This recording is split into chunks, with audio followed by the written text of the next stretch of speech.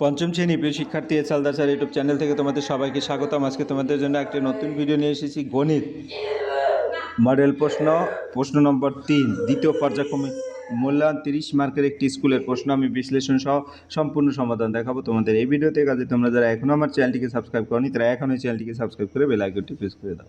এখানে দেখতে পাচ্ছ এই প্রশ্নটি হচ্ছে কৃষ্ণনগর গভর্নমেন্ট গার্লস হাই স্কুলের। এখানে টোটাল 30 মার্কের প্রশ্ন আছে, সময় থাকবে 60 মিনিট, ক্লাস 5, সাবজেক্ট ম্যাথমেটিক্স। হ্যাঁ, প্রশ্নটি তোমরা এক নজরে দেখে নিয়েছো। আমি এই প্রশ্নটি তোমাদের একটু বড় করিয়ে দেখিয়ে দিই তা যাতে দেখতে। এই যেমন দেখো, নিম্নলিখিত প্রশ্নগুলো নির্দেশ মতো উত্তর দাও যে কোনো 15টি, 15তে 15 মার্ক। 2 নম্বর, নিজের প্রশ্নগুলো উত্তর দাও যে কোনো 5টি। তাহলে আমরা এক এক করে প্রশ্ন দেখে নিলাম। এবারে আমরা সরাসরি উত্তর বিশ্লেষণে যাব। এক নম্বর তুমি দেখতে পাচ্ছ 1/3। আমি যদি প্রশ্নটা আবার একটু ঘুরিয়ে দেখে নিয়েছি, হ্যাঁ 1/3 আছে। আর কি কি আছে দেখে নাও। যোগ 1/9 যোগ 1/18 সমান কত? তাহলে 1/3 মানে 3, 9 এবং 18, এর লসাগু হচ্ছে 18। কাজে 1/3 লেখা যায়। এটাকে 3, যে কারণ আমরা যেহেতু লসাগু 18 বানাতে হলে 3কে 6 দিয়ে গুণ করতে হবে, আর 1কেও 6 দিয়ে গুণ। তাই 1 গুণ 6, 3 গুণ 6, এভাবে করে 1/9 2 দিয়ে গুণ করে 2/18, 1/18 মানে এটাই। তাহলে 6/18 যোগ 2/18 যোগ 1/18, তাহলে 18, আর উপরে 6 যোগ 2 যোগ 1 অর্থাৎ 9। কাটাকাটি করলে 1/2, উত্তর হবে 1/2। এরপরের প্রশ্ন 2 নম্বরের শূন্যস্থান পূরণ করো। 9/7 হলো একটি ড্যাশ ভগ্নাংশ, 9/7 হলো একটি অপূর্ণ ভগ্নাংশ। তারপরে বা 23/5 ভগ্নাংশকে মিশ্র ভগ্নাংশে পরিণত করো। 23কে 5 দিয়ে ভাগ করলে 4 ভাগফল এবং অবশিষ্ট 3। তাহলে লেখার আকারে লিখতে পারবো 4 সমস্ত 3/5, এভাবে তোমরা লিখে দেবে। এরপর পরের প্রশ্ন 4 + 1/5কে অপূর্ণ ভগ্নাংশে পরিণত করো। তাহলে 4 + 1/5 হচ্ছে 4 গুণ 5, এর LCM যদি করা হয় 20 যোগ 1 অর্থাৎ 21।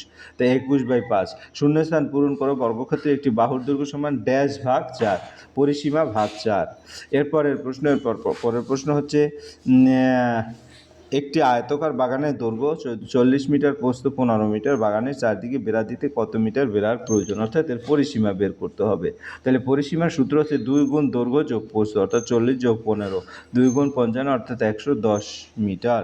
সরল করো। 6 গুণ 5 গুণ 4 ভাগ 8 ভাগ 5 গুণ 7। তাহলে আমরা যদি এখানে বাম দিক থেকে হিসাব করে দেখি, যেহেতু গুণ আর ভাগ আছে, আমি যে কোনো একটা কাজ করলেই হবে। যদি যোগ বিয়োগ থাকতো তাহলে কিন্তু ব্যতিক্রম। 5 6 30, 30 গুণ 4 অর্থাৎ 120। 120কে 8 দিয়ে ভাগ করলে হয় 15, 8 15 120। 15কে আবার 5 দিয়ে ভাগ করলে হয় 3, হ্যাঁ। আবার 3কে 7 দিয়ে গুণ করলে 21, উত্তর হবে 21। এরপরের প্রশ্ন হচ্ছে তোমার সমান 100/57 ভাগকে দশমিক ভগ্নাংশে প্রকাশ করো। তাহলে 57/100 অর্থাৎ 0.57। শূন্যস্থান পূরণ করো। আয়তকার চিত্রের অর্ধপরিসীমা সমান দৈর্ঘ্য যোগ প্রস্থ। হ্যাঁ, পরের প্রশ্ন হচ্ছে তোমার শূন্যস্থান পূরণ করো। 213.5 সমান 200 যোগ শূন্যস্থানে কি বসবে? তাই 200 যোগ 10 যোগ 3 যোগ 5/10 যোগ 5/100, এভাবে শূন্যস্থানে তোমরা বসিয়ে দেবে। 4 7 2.84কে কথায় প্রকাশ করো। তাহলে আমরা লিখব 472.84। পরের প্রশ্ন হচ্ছে কি 1.25কে সাধারণ ভগ্নাংশে পরিণত করো। 1.25 1 2 5 আর দশমিক বরাবর 1 আর দুটো সংখ্যা ডান পাশে, এই কারণে দুটো শূন্য, অর্থাৎ কাটাকাটি 25 দিয়ে করলে 5 25 125, 4 25 100 অর্থাৎ 5/4। শূন্যস্থান পূরণ করো। 8.05 টাকা সমান 8 টাকা 5 পয়সা। তো 0.05 টাকা মানে 5 পয়সা, তাহলে 8 টাকা 5 পয়সা। এরপরের প্রশ্ন হচ্ছে 23কে 1000 দিয়ে ভাগ করলে আমরা নর্মালি কত আছে? 0. দশমিকের পরে 3টা শূন্য থাকায়, মানে এখানে 3টা শূন্য থাকায় দশমিক পরে 3টা ঘর, তাহলে 2 3 লিখবো আর বাম পাশে একটা শূন্য দেবো। শূন্যস্থান পূরণ করো। 75 পয়সা ড্যাশ টাকা অর্থাৎ 75/100 0.75 টাকা। পরের প্রশ্ন 140টি ইটকে বর্গাকার সাজালে প্রতি সারিতে কত করে ইট থাকবে? বর্গাকার সাজাতে মোট ইট সংখ্যা একটি পূর্ণ সংখ্যা হতে হবে। তো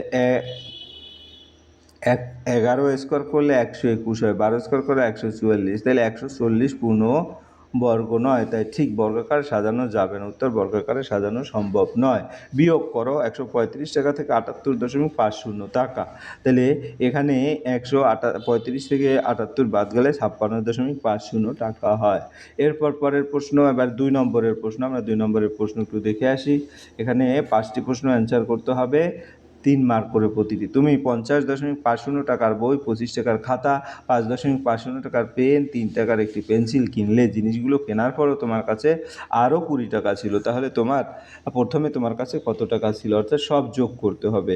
তাহলে মোট খরচ 50.50 যোগ 25 যোগ 5.50 যোগ 3, এগুলি সব যোগ করলে দেখা যাচ্ছে 84 টাকা হয়। এরপরে তোমার কেনাকাটার পর অবশিষ্ট 20 টাকা, তা 84 প্রথমে ছিল 84 আর পরে 20, অর্থাৎ 104 টাকা।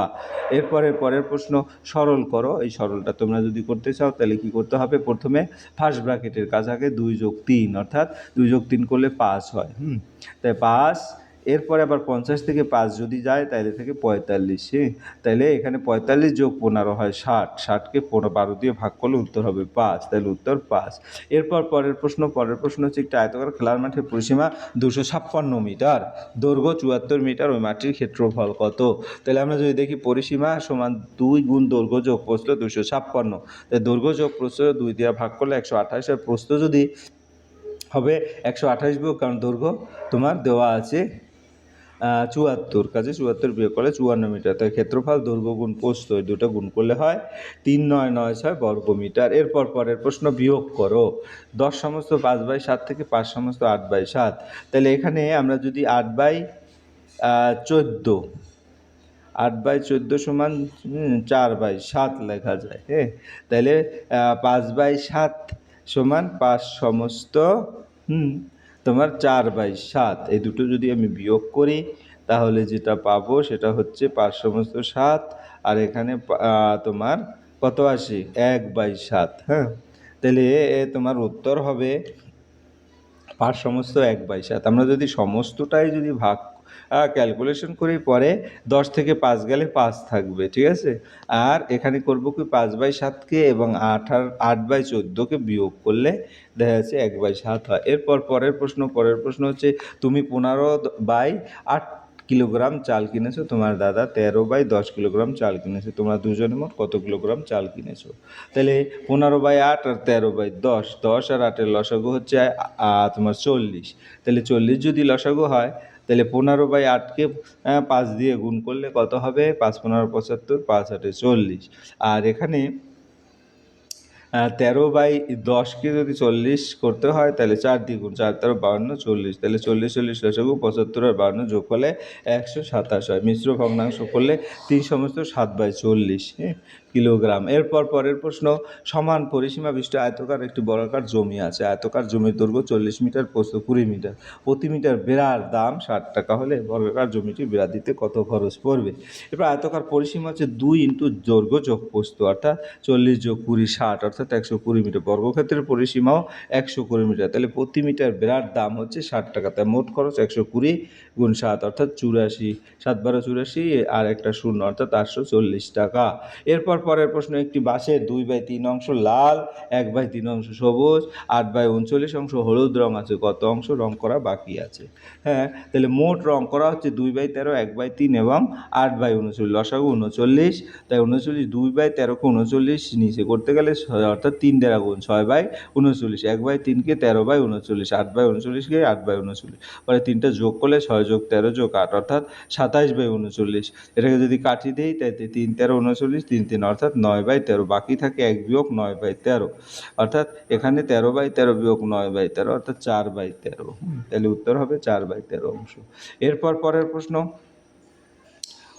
প্রশ্ন হচ্ছে কি, 12 সমস্ত 2/3 মিটার লম্বা একটি দড়ি 2 সমস্ত 5 এত মিটার কেটে নিলে কত মিটার দড়ি পড়ে থাকবে? তাই 12 সমস্ত 2/3 হচ্ছে 38/3, কারণ 3 × 36 হচ্ছে 38, আর তোমার 5/11 হচ্ছে তোমার 11×2 = 22, 2 সমস্ত 5/11 হচ্ছে কত, 11×2 = 22, আসার পর 27/11। তাহলে লসাগু হচ্ছে 3 আর 11 33। তাহলে 38/3-কে 33 করতে গেলে আমি 11 দিয়ে গুণ করবো, উপরে 418, নিচে 33। আর 27/11-কে করলে 3 দিয়ে গুণ করতে হবে, 81/33। এই দুটো যদি বিয়োগ করা হয়, 418 থেকে 81 গেলে 337/33। তাহলে মিশ্র ভগ্নাংশ হবে 10^7/33। তাহলে উত্তর হবে 10^7/33। এই ছিল তোমার এই ভিডিওর সামগ্রিক আয়োজন। আশা করি ভিডিওটি মনোযোগ সহকারে দেখলে তোমার ফুল প্রশ্নই ক্লিয়ার বুঝতে পারবে। পরিশেষে বলবো, ভিডিওটি দেখার জন্য অসংখ্য ধন্যবাদ। ভিডিও ভালো লাগলে লাইক, কমেন্ট, শেয়ার করতে ভুলবে না। আজ এই পর্যন্তই। ধন্যবাদ সবাইকে।